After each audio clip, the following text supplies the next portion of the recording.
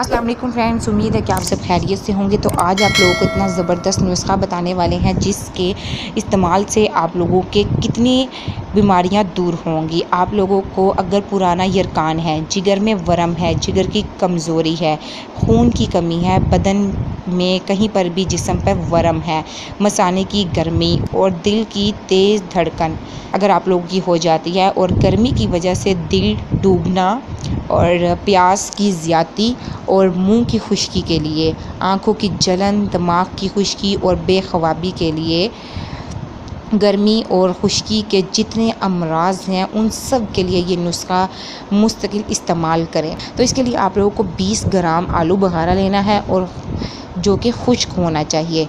रात को 1 गिलास तेज़ गर्म पानी में भिगो देना है। सुबह इसको मल लेना है अच्छे तरीके से ताकि इसका जो सारा गूदा है वो पानी में आ जाए और गुठलियाँ बाहर फेंक देनी है और फिर इसको छान कर पी लेना है। चाहे आप लोग ऐसे भी पी सकते हैं और हस्बे ज़ायक़ा आप लोग इसमें मिठास डाल सकते हैं।